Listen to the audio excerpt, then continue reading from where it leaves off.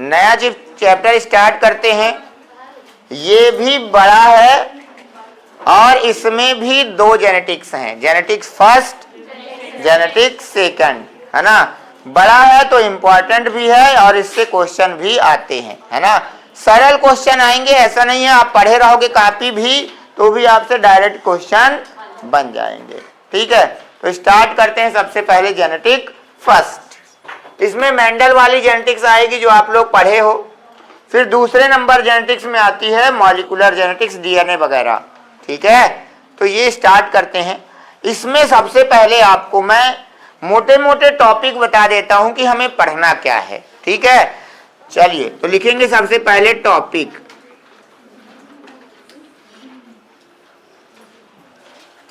Topic क्या क्या पढ़ना है।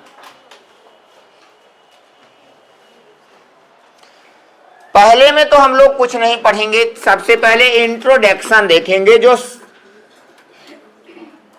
जेनेटिक्स के पहले आपको आना चाहिए, उन सब चीजों के बारे में पढ़ेंगे। मतलब सबसे पहले हम लोग इंट्रोडक्शन देखेंगे, फिर मेंडल ने कुछ मेंडल के बारे में भी इंट्रोडक्शन में पढ़ लेंगे। फिर मेंडल ने कुछ क्रॉस कराए थे, क्रॉस के बारे में पढ़ेंगे, जैसे monohybrid cross, dihybrid cross, test cross, back cross, reciprocal cross, सुने हो। तो ये क्रॉस क्या है, ठीक है, वो पढ़ेंगे। तीसरे नंबर में आप पढ़ोगे इस टॉपिक में टर्मिनोलॉजी।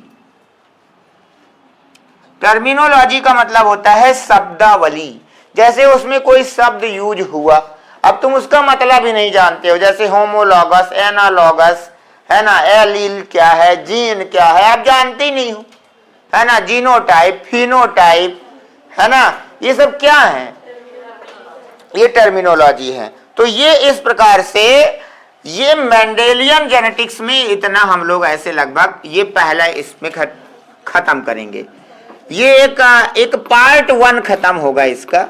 फिर हम दूसरे पार्ट में जाएंगे जो इसी जेनेटिक्स फर्स्ट का ही रहेगा और इसमें कुछ और अब आगे की तरफ की बातें करेंगे। सबसे पहले उसमें ये सारी चीजें पढ़ लेंगे। जैसे दूसरे में जाएंगे तो हम पढ़ेंगे इनहेरिटेंस क्या है, नाम सुना है इनहेरिटेंस, कितने लोग नाम सुने हैं। वंशागत की है क्या, कौन कैसे ट्रांसफर होता है ना। तो दूसरे टॉपिक में अब थोड़ा और आगे जाएंगे तो इनहेरिटेंस पढ़ेंगे। एक चीज इसमें और आती है लिंकेज, लिंकेज पढ़ेंगे, सुने हो नाम लिंकेज, कितने लोग सुने हैं लिंकेज। तो लिंकेज है क्या, पता ही नहीं है, नाम हाँ सुने हो, जानती हो क्या लिंकेज क्या है, नहीं। कितने लोग को पता है लिंकेज, देख ला सब 12वीं पास कई कई क्या, हाँ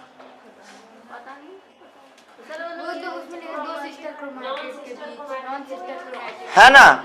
तो ऐसे थोड़ा थोड़ा पता है, थोड़ा थोड़ा नहीं पता है, तो इसी को एकदम शीशे को थोड़ा साफ करेंगे तो क्लियर दिखाई देगा, अच्छा ये है लिंकेज, ठीक है ना, क्योंकि अभी उसमें मिट्टी जम गई है, ठीक है ना। और इसी में पढ़ेंगे सेक्स डिटर्मिनेशन, है ना, लिंग निर्धारण कैसे होता है।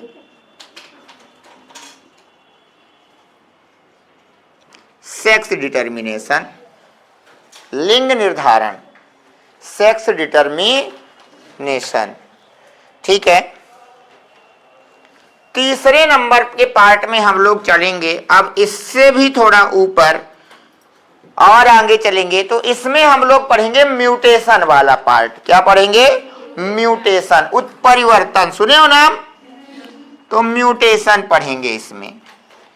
इसी के अंदर कुछ और चीजें पढ़ेंगे, जैसे एक होता है पेडिग्री एनालिसिस, सुने हो नाम पेडिग्री, तो इसमें हम लोग पढ़ेंगे पेडिग्री।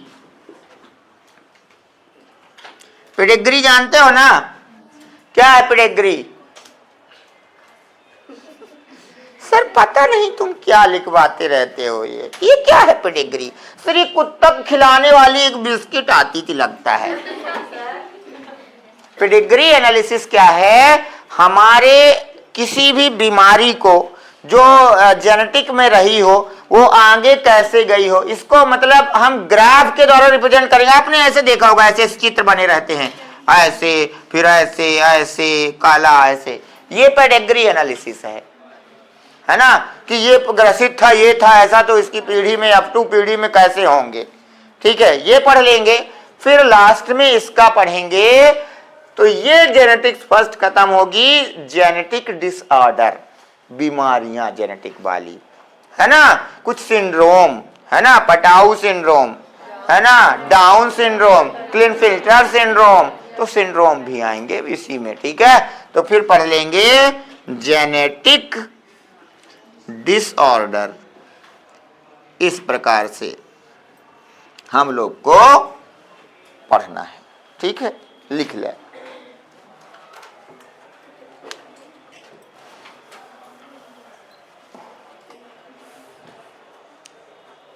ठीक है प्रिया, हाँ ठीक है प्राची।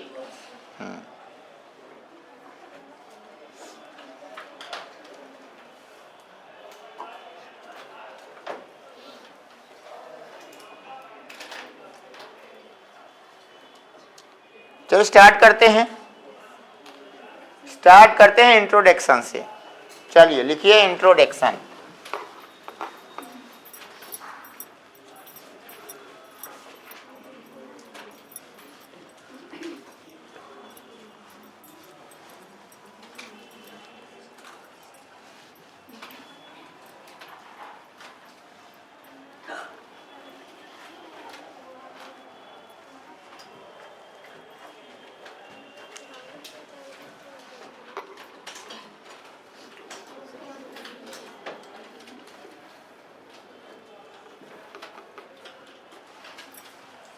इंट्रोडक्शन।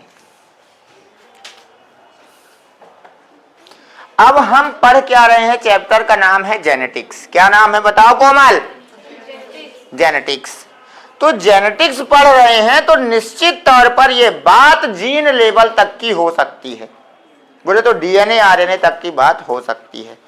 तो मैं तो डीएनए आरएनए तक जाऊंगा, पर मुझे यही नहीं पता है कि डीएनए आरएनए पाया किस में जाता है, किसके पास है डीएनए आरएनए, है ना। यह जेनेटिक मटेरियल अगर ये डीएनए है तो ये जीवित में ही पाया जाएगा या मृत में भी पाया जा सकता है, या आरएनए भी जेनेटिक मटेरियल है?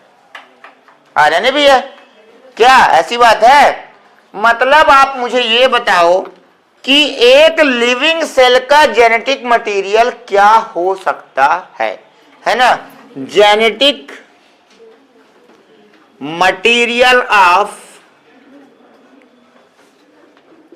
लिविंग सेल, बोलो डीएनए या आरएनए या दोनों?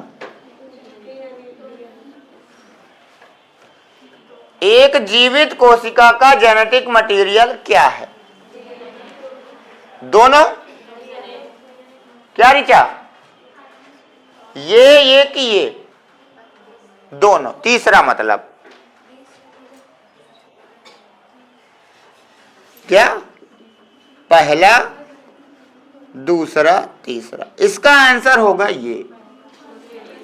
अब जो लोगों ने ये बोथ बताया है उनके दिमाग में मैं बताऊं वो क्यों बताए हैं, देखना तुम वही सोचे होगे। तुमने वायरस सोचा है कि वायरस में तो आरएनए रहता है ना, पर हमने लिखा है जीवित कोशिका, सेल।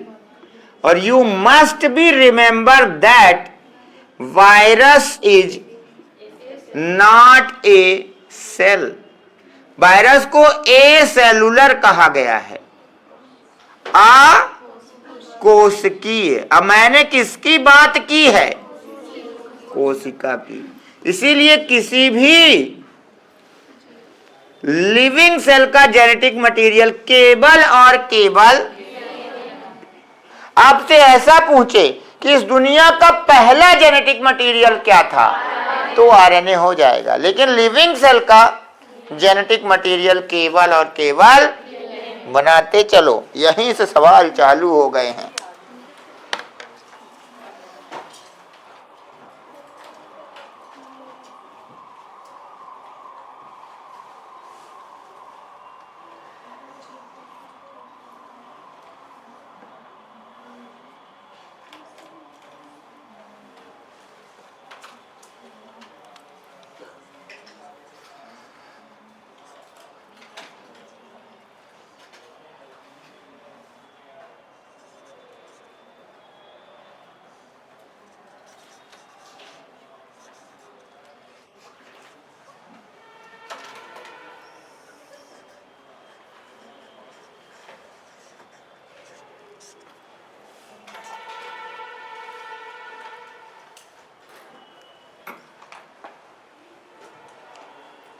ठीक है, पर सवाल ये है ये जेनेटिक मटेरियल तो है क्या?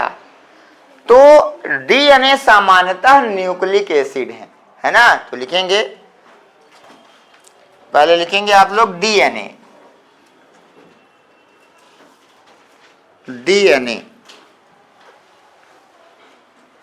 Normally it is a nucleic acid.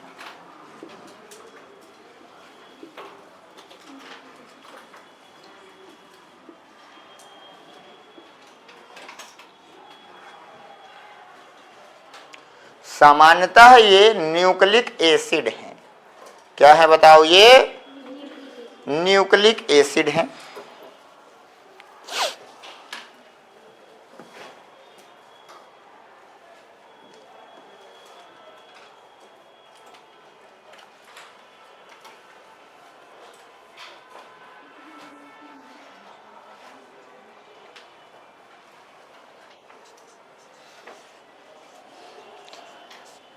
ये जो होते हैं न्यूक्लिक एसिड, ये जो डीएनए होते हैं, ये हमारी सेल के अंदर धागे के जैसे संरचना में रहते हैं।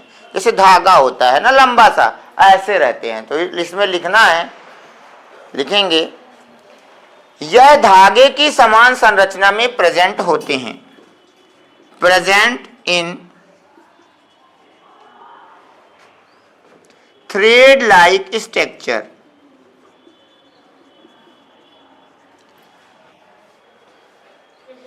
थ्रेड लाइक स्ट्रक्चर में प्रेजेंट है, धागे की समान संरचना में उपस्थित होते हैं। धागे की समान संरचना में उपस्थित हैं। ठीक है, तो सबसे पहले आपको यह पता चला कि डीएनए मिलेगा कहां? बोले तो जेनेटिक मटेरियल क्या है? डीएनए है, और ये लिविंग सेल में रहता है। डीएनए न्यूक्लिक एसिड है, और ये न्यूक्लिक एसिड ऐसे धागे जैसी संरचना में रहता है, मतलब एक प्रकार का धागा है। ठीक है, डीएनए हो सकता है, लिखेंगे डीएनए में बी, डीएनए में बी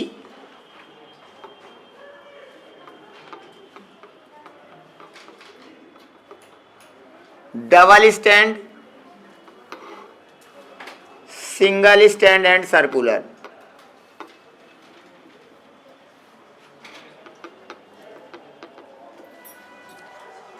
डीएनए डबल स्टैंड वाला हो सकता है, सिंगल स्टैंड हो सकता है, और गोल भी हो सकता है, ऐसे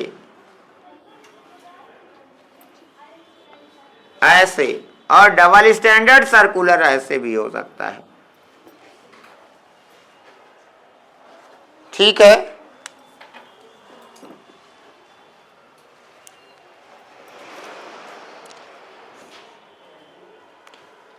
ओके है। आज वो रिया नहीं आई है क्या? ठीक है, बोलो। ओके, अब देखो इधर मेरी कहानी सुनो आगे की। डीएनए आपने देखा है धागे के समान संरचना में है। जैसे ये मान लो डीएनए है, क्या है ये डीएनए है। डीएनए संघनित होता है, बोले तो पास पास आता है, तो इसको कहते हैं कंडेंस होना। कंडेंस माने संघनित।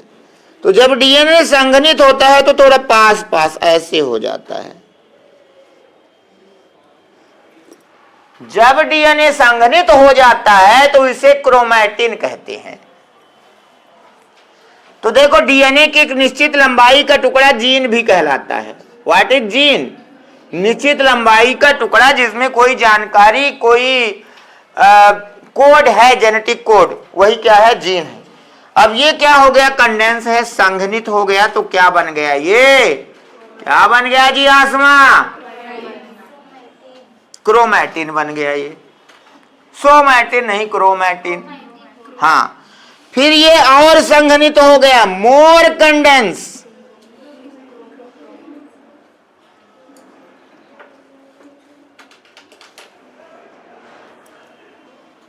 इतना कंडेंस हो गया कि अब तुमको लगेगा ही नहीं डीएनए है, ऐसे ऐसे ऐसे ऐसे ऐसे ऐसे ऐसे ऐसे, और ये बन गया क्रोमोसोम। क्या बन गया? तो डीएनए के कंडेंस होने से क्रोमैटिन बनता है, क्रोमैटिन के कंडेंस होने से। अब बताओ जीन कहां है? डीएनए के पास है कि नहीं है? अगर डीएनए के पास है तो क्रोमैटिन के पास भी है, और अगर क्रोमैटिन के पास है तो सब उसी से तो बना है। तो gene present in DNA, chromatin, chromo. कितने होशियार हो गए हो, तो हर जगह पर है। अरे भाई मोड़ने से थोड़ी ना वो गायब हो जाएगी, लेकिन जीन एक्सप्रेस तभी होगी जब डीएनए ऐसा होगा। इसे ओपन डीएनए कहते हैं। है तो सब में, लेकिन अपना प्रभाव जीन तभी दिखाएगी। ठीक है ना? क्या लिख देता हूं, but gene only express when DNA is open। लिख लिया?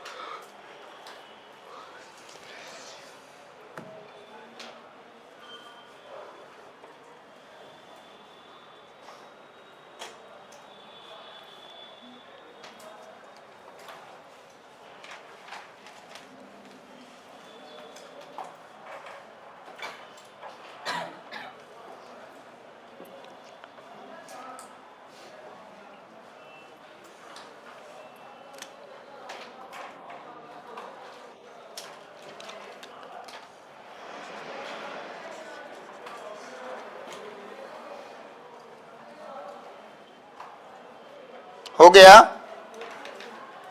हो गया? चलिए,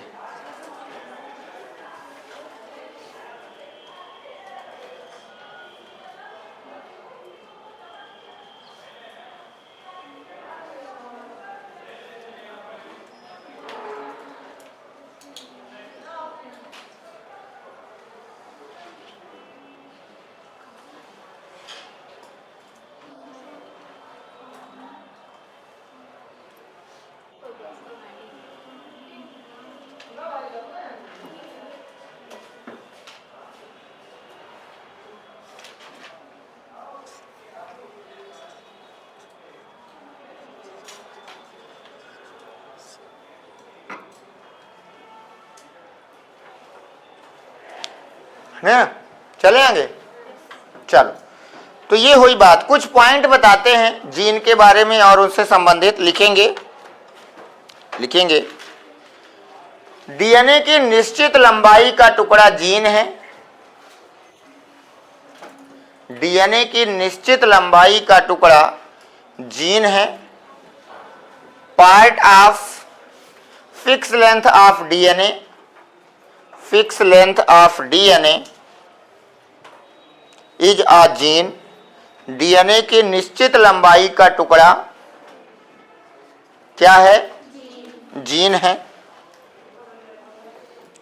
it means gene present in DNA, अर्थात जीन डीएनए पर होती है, अर्थात जीन डीएनए पर होती है। अभी समझाया भी हूं, सही है ना?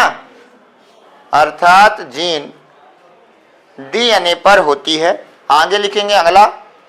तो फिर यह क्रोमैटिन और क्रोमोसोम पर भी है। Then it is also present in chromatin and chromosome. तो फिर यह क्रोमैटिन और क्रोमोसोम पर भी है। Then it is also present in chromatin and chromosome. तो फिर यह क्रोमैटिन और क्रोमोसोम पर भी है। Then it is also present in chromatin and chromosome. ठीक है ना? आगे लिखेंगे। किंतु यह तभी कार्य करती है जब डीएनए ओपन होता है, but it only work when DNA is open. किंतु यह तभी कार्य करती है जब डीएनए ओपन होता है।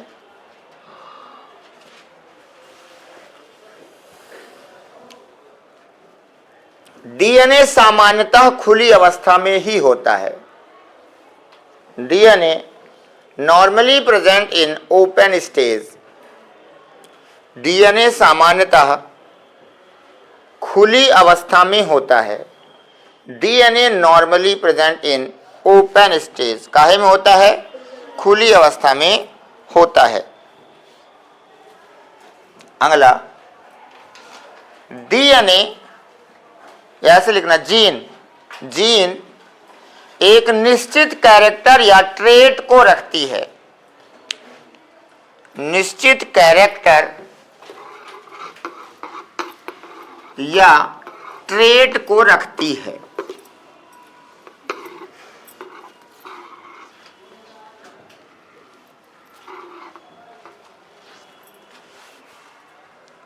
मतलब जीन के पास ही क्या होता है?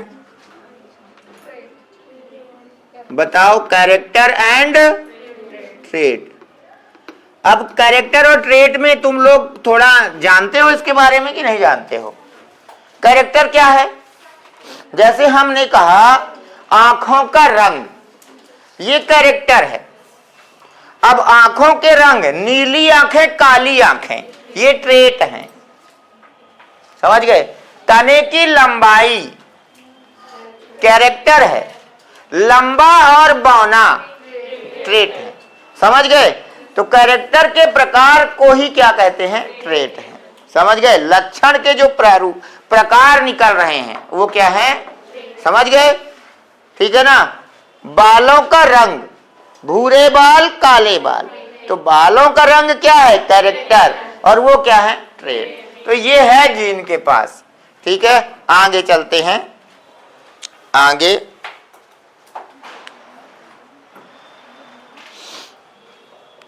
अब ये कैसे रखता होगा, है ना? तो लिखेंगे जीन के पास एक कोड होता है।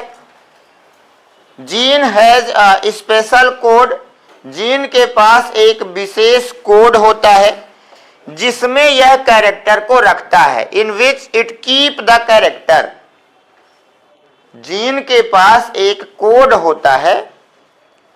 जीन के पास एक कोड होता है जिसमें यह कैरेक्टर को रखता है। Gene has a code in which it keep the character, है ना? जिसमें उस कोड के द्वारा क्या रखता है, जिसे आप लोग जेनेटिक कोड कहते हो, वो रखा रहता है और उसी से क्या करता है वो, है ना? ये कोड कैसे एक्सप्रेस करते हैं? कोड एक निश्चित प्रोटीन बनाते हैं। लिख लेना, कोड एक प्रोटीन बनाते हैं, code make the protein, RNA से बनता है प्रोटीन, आगे पता चलेगा। कोड प्रोटीन बनाते हैं और यही प्रोटीन ट्रेट को कंट्रोल करती है, and this protein control the trait, और यही प्रोटीन क्या करती है, ठीक है। जब यही कंट्रोल करती है, बोले तो जीन करती है, जीन के अंदर कोड है। ट्रेट को कंट्रोल करना मतलब आंखें किसी की भूरी है, किसी की नीली है, अगर ये कलर जा रहा है तो ये कंट्रोल कर रहा है, तो फिर क्या हम ये नहीं कह सकते हैं कि जो कुछ वंशागत होता है वो जीन के कारण ही हो रहा है, क्योंकि जीन के अंदर ही ये सब भरे हैं। तो क्या जीन को इनहेरिटेंस की यूनिट कह सकते हैं, है ना? तो जीन इनहेरिटेंस की यूनिट है, ठीक है ना? तो लिख देना, gene is a unit of inheritance, gene inheritance की यूनिट है, जीन इनहेरिटेंस की यूनिट है, इनहेरिटेंस। अब डीएनए से बना क्रोमैटिन, क्रोमैटिन से बना क्रोमोसोम, क्रोमोसोम आपको कभी भी कोशिका में दिखाई, क्रोमोसोम केवल और केवल कोशिका विभाजन में दिखाई देते हैं। जब सेल डिवाइड होती है तभी क्रोमोसोम दिखते हैं, इसके अलावा आपको सेल में क्रोमोसोम नहीं दिखेंगे, ठीक है? तो लिख लेना, लिख देना, क्रोमोसोम केवल सेल डिवीजन में दिखाई देते हैं। Chromosome only appears in cell division, chromosome केवल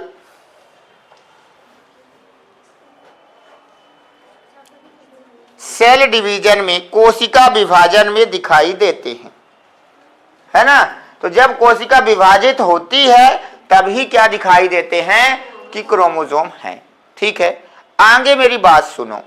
आपने कहा कि सर कोई चीज है डीएनए जो कहां प्रेजेंट है, प्रेजेंट इन सेल, किसी सेल में प्रेजेंट है, लेकिन ये डीएनए किसके जैसे हैं बताओ? धागे के समान स्ट्रक्चर में है, थ्रेड लाइक। बोलो, फिर ये क्या होते हैं बताओ? कंडेंस होते हैं। क्या बना लेते हैं? क्रोमैटिन। फिर क्रोमैटिन से क्या बनाते हैं? क्या बनाते हैं जी आसमा? क्रोमोसोम। अब सुनो, मान लो हमने कहा क्रोमोसोम ऐसे रहता है, ऐसे चित्र में तो हम इसी तरह बनाते हैं, है ना? मान लो कोई क्रोमोसोम इस प्रकार के हैं। अब ये धागे से ही अगर बनना है तो जितना बड़ा धागा होगा उतने सारे क्रोमोसोम बन सकते हैं, है ना? तो मैंने कहा कि धागा क्या बनाएगा? बोलो, थ्रेड क्या बनाएगा? क्रोमोसोम। तो मैं ये कहना चाहता हूं कुल मिलाकर के कि धागे से नंबर ऑफ क्रोमोसोम जितने बनते हैं, एक सेल के द्वारा क्रोमोसोम बनते हैं, that is number of chromosome of species.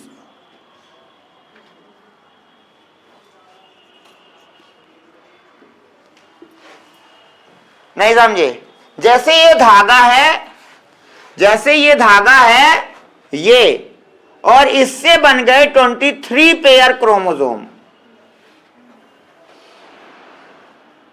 या 46 क्रोमोसोम,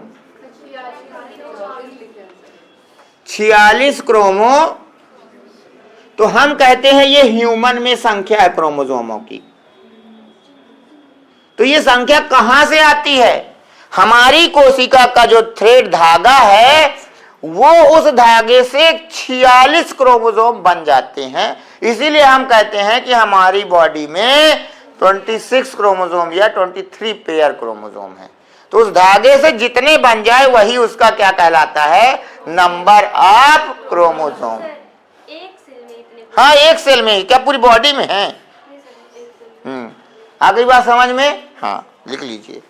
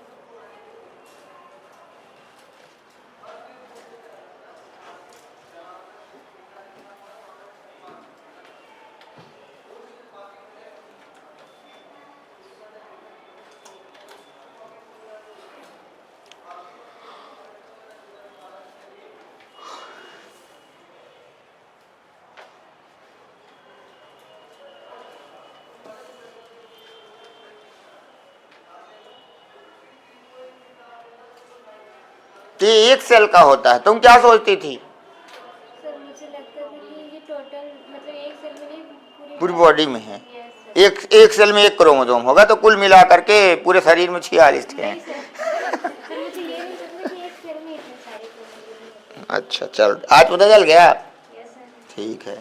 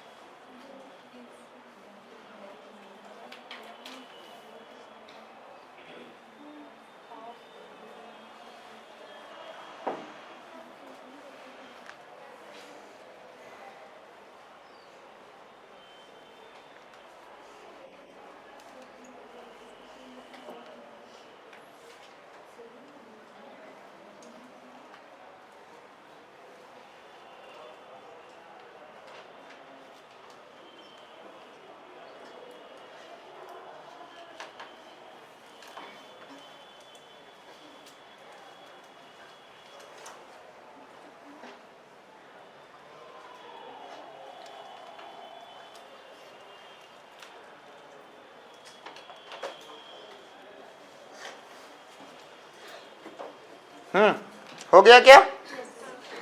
तो ये बात हो गई कि जितना वो बनाता है वही क्या है, आगे लिखेंगे होमोलॉगस पेयर ऑफ क्रोमोसोम।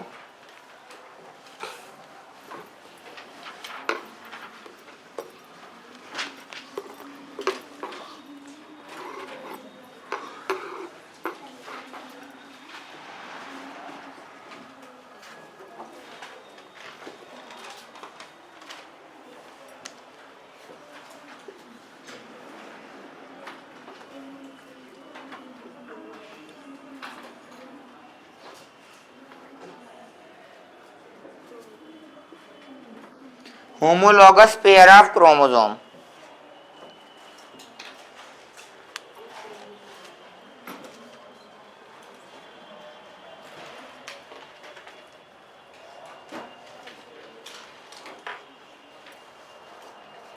लिखेंगे इसमें कैरेक्टर एक ही लोकेशन पर होते हैं।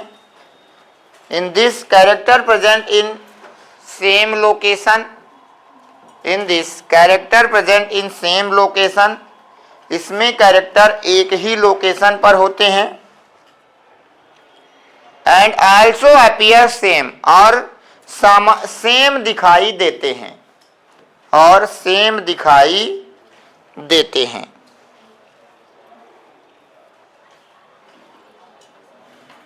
ठीक है। आगे लिखेंगे some example of character and trait, character और ट्रेट के कुछ उदाहरण।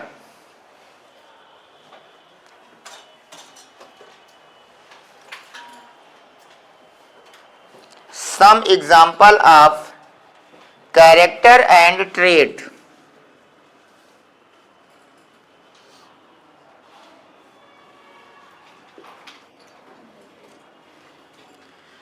सबसे पहले लिखेंगे एग्जाम्पल ऑफ कैरेक्टर, कैरेक्टर के लिखो।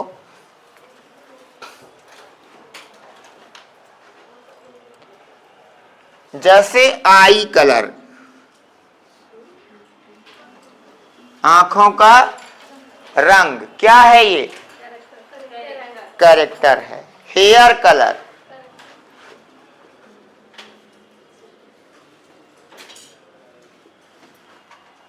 है ना। बॉडी लेंथ, जिसे कहेंगे लंबा और बौना, तो बॉडी लेंथ।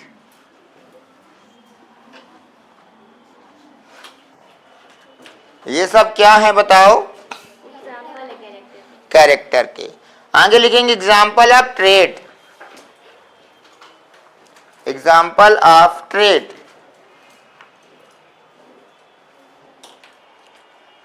देखना आई कलर से उसके ट्रेट देखो, पहला नंबर लिखना। क्या बन सकती हैं बताओ? जैसे black eyes, black eyes, blue eyes, blue eyes, brown eyes, ये सब क्या है? ट्रेट हैं। आंखों का रंग कैरेक्टर, और बाकी वो क्या था?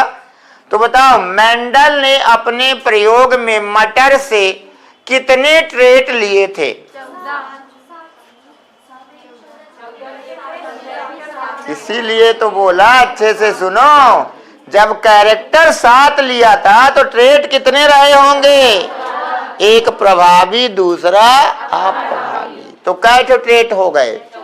अब पेपर में आएगा तो तुम निश्चित रूप से 7 ही लगा के आओगे, चाहे वो कैरेक्टर पूछे चाहे ट्रेट, तुमको तो 14 ही लगाना है, मतलब 7 ही लगाना है।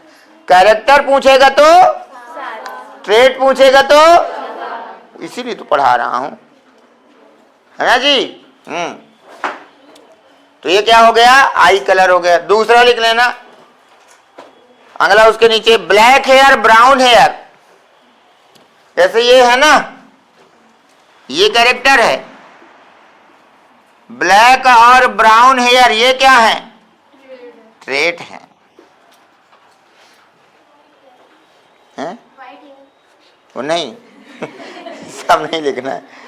शॉर्ट एंड लॉन्ग बॉडी, है ना। किसी की बॉडी कैसी है? शॉर्ट है, और किसी की कैसी है? लंबा है, कोई छोटा है। तो ये क्या है बताओ? बताओ।